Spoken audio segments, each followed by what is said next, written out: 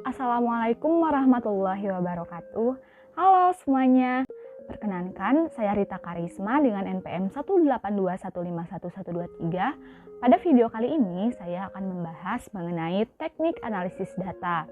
Nah, ini merupakan tugas akhir dari mata kuliah Metodologi Penelitian Kualitatif dengan dosen pengampu Ibu Dr. Puji Lestari, SSI Magister Pendidikan. Sebelum membahas mengenai teknik analisis data, terlebih dahulu kita membahas mengenai penelitian kualitatif. Nah, apa itu penelitian kualitatif? Di sini terdapat beberapa definisi mengenai penelitian kualitatif menurut beberapa ahli. Yang pertama, ada pendapat dari Mulong pada tahun 2014 yang menyatakan bahwa penelitian kualitatif merupakan prosedur dalam penelitian yang menghasilkan data deskriptif berupa kata-kata tertulis ataupun lisan dari perilaku orang-orang yang dapat diamati.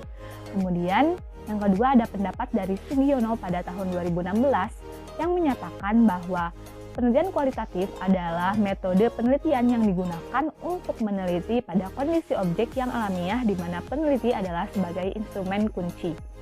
Kemudian yang ketiga ada pendapat Creswell pada tahun 2016 yang menyatakan bahwa penelitian kualitatif adalah jenis penelitian yang mengeksplorasi dan memahami makna di sejumlah individu atau sekelompok orang yang berasal dari masalah sosial. Nah, berdasarkan beberapa pendapat para ahli tersebut, dapat saya simpulkan bahwa penelitian kualitatif adalah penelitian yang digunakan untuk meneliti kondisi objek yang alamiah, yang menghasilkan data berupa data deskriptif. Nah, kemudian yang selanjutnya ada macam-macam pendekatan penelitian kualitatif. Yang pertama ada fenomenologi, kemudian etnografi, case study, grounded teori, dan naratif. Nah, yang pertama ada fenomenologi. Apa itu fenomenologi? Fenomenologi adalah jenis penelitian kualitatif yang diaplikasikan untuk mengungkap kesamaan makna yang menjadi esensi dari suatu konsep atau fenomena yang secara sadar dan individual dialami oleh sekelompok individu dalam hidupnya. Kemudian yang kedua ada etnografi. Nah, etnografi merupakan akar dari antropologi yang merupakan suatu kegiatan penelitian untuk menguraikan, mendeskripsikan, menjelaskan, dan memahami suatu kebudayaan yang di dalamnya memuat mengenai suatu fenomena khas pada masyarakat tertentu. Nah, kemudian yang selanjutnya ada case study atau studi kasus. Nah, studi kasus merupakan penelitian arsitektur dengan mengubah penyelidikan empiris yang menyelidiki suatu fenomena tentang suatu individu maupun kelompok dalam waktu tertentu. Yang selanjutnya ada grounded theory. Nah, grounded theory merupakan jenis penelitian kualitatif yang menggunakan sejumlah prosedur sistematis guna untuk mengembangkan teori secara induktif tentang suatu fenomena. Yang selanjutnya ada naratif. Nah, naratif merupakan suatu penelitian dalam bidang ilmu sosial mengenai kehidupan suatu individu berdasarkan pengalaman dari individu tersebut, di mana pengalaman ini merupakan suatu pengalaman yang bermakna.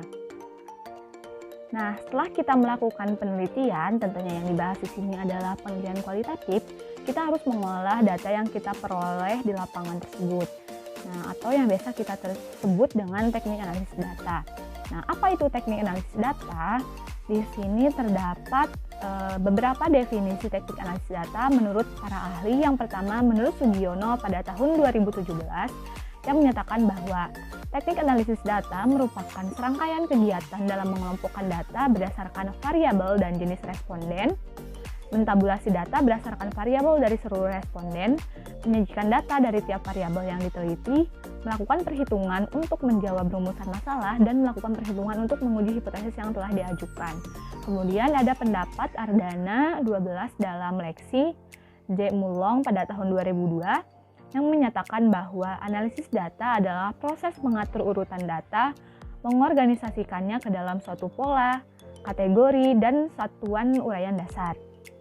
Kemudian ada pendapat Taylor pada tahun 1975 yang menyatakan bahwa teknik analisis data merupakan suatu proses yang merinci atau usaha secara formal untuk menemukan tema dan merumuskan hipotesis atau ide seperti yang disarankan, dan sebagai usaha untuk memberikan bantuan dan tema pada hipotesis. Nah, yang selanjutnya ada teknik analisis data atau langkah-langkah dari teknik analisis data. Di sini saya mengambil teori dari Niels, Huberman, dan Saldo pada tahun 2014 yang menyatakan bahwa terdapat beberapa langkah analisis data. Yang pertama ada pengumpulan data, kemudian data condensation, data display, dan verification. Nah, yang pertama ada pengumpulan data. Pengumpulan data ini dilakukan berdasarkan hasil dari pengumpulan data dari metode-metode penelitian yang dilakukan oleh peneliti seperti observasi, wawancara, dan dokumentasi. Nah, semua jenis data ini memiliki satu aspek kunci secara umum. Analisisnya itu tergantung pada keterampilan integratif dan interpretatif dari peneliti. Nah, interpretasi pada pengumpulan data ini perlu dilakukan karena data yang dikumpulkan oleh peneliti itu biasanya tidak berbentuk angka, melainkan berbentuk deskripsi atau rincian data yang panjang. Nah, langkah yang selanjutnya yaitu condensation, data condensation atau kondensasi data.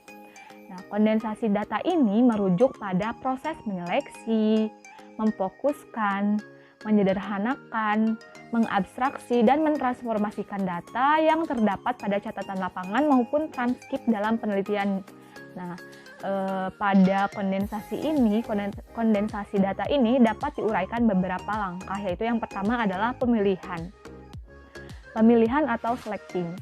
Menurut Niels dan Huberman pada tahun 2018, peneliti itu harus bersifat selektif, yaitu menentukan dimensi-dimensi mana yang lebih penting, hubungan-hubungan mana yang lebih bermakna, dan sebagai konsekuensinya informasi apa yang didapat atau yang dapat dikumpulkan dan dapat dianalisis. Kemudian langkah yang selanjutnya yaitu pengerucutan atau focusing. Nah, Niels dan Huberman pada tahun 2014 menyatakan bahwa memfokuskan data merupakan bentuk pra-analisis. Pada tahap ini, peneliti memfokuskan data yang berhubungan dengan rumusan masalah penelitian. Tahap ini merupakan kelanjutan tahap dari seleksi data. Peneliti hanya membatasi data berdasarkan dari rumusan masalah yang telah dirumuskan. Kemudian yang selanjutnya adalah peringkasan atau abstracting. Tahap ini adalah membuat rangkuman yang inti. Proses dan pernyataan-pernyataannya perlu dijaga sehingga terdapat atau tetap berada di dalamnya, di dalam pembahasan dari penelitian ini. Nah, pada tahap ini, data yang telah terkumpul dievaluasi, khususnya yang berkaitan dengan kualitas dan cakupan data dari penelitian yang dilakukan. Kemudian langkah yang selanjutnya yaitu penyederhanaan dan transformasi. Nah, data dalam penelitian ini selanjutnya disederhanakan dan ditransformasikan dalam berbagai cara, yaitu melalui beberapa seleksi ketat yang dilakukan oleh peneliti. Nah, hal tersebut dilakukan melalui suatu ringkasan atau uraian singkat sehingga peneliti dapat menggolongkan data dalam suatu pola yang lebih luas. Nah, kemudian langkah selanjutnya dari teknik analisis data yaitu adalah penyajian data. Nah, penyajian data ini dilakukan setelah data condensation atau kondensasi data. Nah, penyajian data dimaknai oleh Niels dan Huberman pada tahun 1992 sebagai suatu langkah dalam mengumpulkan informasi tersusun yang memberi kemungkinan adanya penarikan kesimpulan dan pengambilan tindakan. Nah, dalam mencermati penyajian data ini, peneliti akan lebih mudah memahami apa yang sedang terjadi dan apa yang harus dilakukan selanjutnya. Apakah peneliti meneruskan penelitiannya atau mencoba mengambil sebuah tindakan dengan memperdalam dari temuan yang telah ditemukan. Kemudian, langkah yang selanjutnya adalah verification. Verification atau penarikan kesimpulan merupakan tahap yang terakhir dilakukan dalam teknik analisis data.